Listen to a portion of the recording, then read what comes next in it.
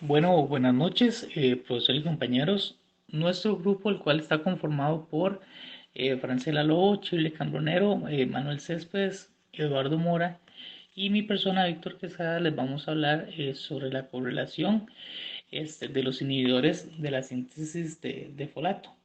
Y el fármaco el cual escogimos es el sulfametoxazol.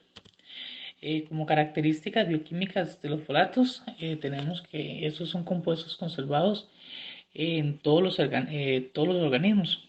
La forma más reducida, como podemos ver, es el THF, que está compuesto por el anillo de teridina, como se ve acá en la imagen, un par aminobenzoato y una cadena de glutamato. Tenemos folatos como donadores de un carbón. En la síntesis de purina, el carbono 2 y el carbono 8 provienen del 10 formil de THF, el cual participa también en la síntesis de formil metionina. Continuando con la biosíntesis de folatos, tenemos que las moléculas que componen a los folatos son sintetizadas en compartimentos celulares distintos. La síntesis de tiridina ocurre en el citosol, mientras que la de un paramino benzoato en los plastidos, y que la unión de estas dos moléculas y el primer glutamato ocurre, como se puede ver en la imagen, ocurre en la mitocondria. Buenas noches, nosotros escogimos el fármaco sulfametoxazol. El mecanismo de acción es que las sulfamidas actúan sobre las bacterias en crecimiento, inhibiendo la síntesis de ácido fólico, por lo que produce un efecto bacteriostático. Por su estructura análoga, el ácido paraminobenzoico, el PABA, las sulfamidas inhiben completamente la incorporación de PABA a la teridina para formar un ácido tetrahidroteroico. Este fármaco, el sulfametoxazol, regularmente lo encontramos unido con el trimethoprim, que es un dihidrofolato reductasa de bacterias y protozoos, y con una sensibilidad de 50.000 a 100.000 veces superior que la de las células humanas. Este es entonces, como podemos ver en este esquema que está acá, el modo en que interfiere la transformación de dihidrofolato en tetrahidrofolato, y lo que resulta una inhibición de la síntesis de ADN, como podemos ver acá. Como aspectos fisiológicos, en esta siguiente diapositiva encontramos que los inhibidores competitivos del PABA o vitamina 10, como también se le conoce, el grupo más representativo son los inhibidores de la síntesis de folato, son las sulfonamidas. Que estas inhiben a la hidropteroato sintetasa, la enzima bacteriana que da origen a la incorporación del PABA en el ácido dihidropteroico, que es el precursor inmediato del ácido fólico.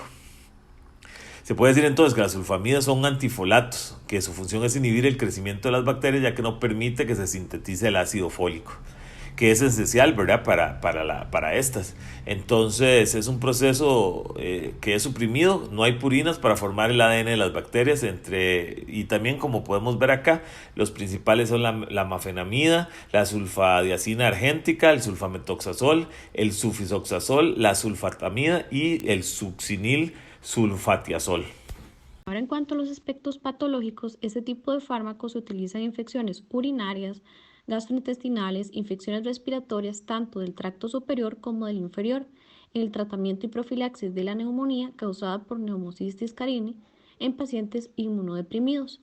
En infecciones de transmisión sexual también se utiliza en osteomielitis, en infecciones de la piel y tejidos blandos, pero también, como todos los medicamentos, tiene sus contraindicaciones y sus reacciones adversas. Por eso, este producto no está indicado en pacientes con hipersensibilidad a los componentes de la fórmula, pacientes con anemia megaloblástica secundaria a deficiencia de folatos, embarazo y lactancia, y en niños menores de 3 meses de edad. En cuanto a las reacciones adversas, algunas reacciones adversas que se pueden dar con este medicamento son náuseas, vómito, anorexia, cefalea, vértigo, urticaria y rash. También se han reportado casos de síndrome de Stevens-Johnson, neutropenia y trombocitopenia. Por último, se debe tener en cuenta las interacciones con fármacos antagonistas de folatos como azathioprina, clamazepina, cloranfelicol, clozapina, ganciclovir y fármacos usados en quimioterapias. Es importante saber que este fármaco aumenta las concentraciones séricas de la digoxina, ya que reduce su secreción tubular y que las sulfamidas pueden desplazar al metotrexano de sus lugares de unión. En relación a lo que son los fármacos anestésicos locales, es importante mencionarles que este tipo de fármacos son capaces de bloquear de manera reversible la conducción del impulso nervioso en cualquier parte del sistema nervioso a donde se aplique el fármaco. Esto se origina una pérdida de sensibilidad. Sin embargo, una vez lo que es finalizado su efecto, se da la recuperación de la función nerviosa completa en la zona donde se aplicó el medicamento. En aspectos fisiológicos, la anestesia local bloquea lo que serían las señales eléctricas que transfieren la sensación del dolor desde los nervios sensoriales hasta el cerebro. Solamente afecta lo que de la sensación y en alrededor del área tratada. Este tipo de afectación se da mediante unos ciertos mecanismos de acción del fármaco en donde actúa mediante canales de sodio y potasio con una serie de interacciones bioquímicas que producen este efecto de esta sensación de adormecimiento en la zona. Por otra parte, en lo que serían los aspectos patológicos, es importante tener en cuenta que lo que sería la parte de la práctica clínica es amplia y depende de lo que es la vía de administración de la técnica anestésica utilizada, además de distintas indicaciones según su patología. Por ejemplo, según los aspectos fisiopatológicos, los anestésicos locales se clasifican en anestesia superficial de la piel y de las mucosas, la infiltración extracelular e intravascular, el bloqueo de nervios y anestesia epidural, espinal o intratecal. Bueno, de acuerdo al mecanismo de acción de los anestésicos locales, lo que se va a hacer es que van a impedir una propagación de los potenciales de acción. Esto va a ser en las membranas neuronales, por medio del cual va a haber un bloqueo de los canales de sodio, los cuales van a ser dependientes de voltaje. Estos van a producir una disminución en la entrada del sodio al espacio intracelular. Estos fármacos también atraviesan la membrana nerviosa, con lo cual estos se van a unir al receptor situado en la porción interna de la región transmembrana del canal. Dentro de las características más importantes que tiene un fármaco de este tipo es que hay una forma no ionizada, ya que actúan como vehículo transportador, con lo que atraviesa la fase lipídica de la membrana neuronal. Entonces, cuando este se va a encontrar en el interior del canal, la forma ionizada es la que va a causar la interacción con el receptor, con lo cual vamos a tener la actividad farmacológica del medicamento.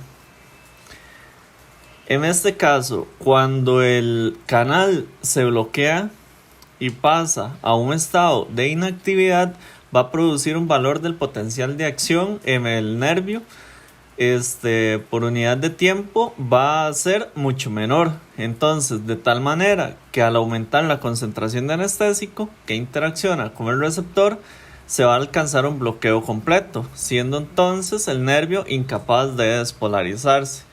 Con lo que corresponde a los aspectos bioquímicos, vamos a tener distintas características. Primeramente, el anestésico local, lo que va a consistir en ese anillo de benceno sustituido y liposoluble, el cual esta característica liposoluble es que tiene un anillo aromático unido a un grupo amina por medio de una cadena alquílica que contiene un enlace éster-amina. Este va a tener distintas subunidades. Entonces, la subunidad 1 sería el núcleo aromático, el cual es el principal responsable de la liposolubilidad de la molécula. Va a estar formado por el anillo bencénico sustituido y además se le adiciona grupos a este nivel. Entonces, va a aumentar la liposolubilidad. Existe la subunidad 2, que es la unión éster o amina. En este tipo de unión del núcleo aromático con la cadena hidrocarbonada y determina el tipo de degradación que va a sufrir la molécula. Los aminoésteres son metabolizados por las pseudocolinesterasas plasmáticas y los amidas, a nivel hepático, siendo las últimas mencionadas más resistentes a las variaciones en temperatura. La subunidad de 3 sería una cadena alquílica o hidrocarbonada. En este caso, generalmente va a ser un alcohol con 2 átomos de carbono, el cual influye en la liposolubilidad de la molécula. En este caso, aumenta el tamaño de la cadena, en la duración de acción y en la toxicidad. Y la subunidad 4 va a ser un grupo amina. En este caso, el grupo amina es la que va a determinar la hidrosolubilidad de la molécula y su unión a proteínas plasmáticas. Va a estar compuesta por una amina terciaria o cuaternaria. Además de esto, presentan principales características, ya que poseen la presencia de un carbono asimétrico, y su ubicación, además de un enlace éster o amina. Estas serían nuestras referencias bibliográficas y muchas gracias por su atención.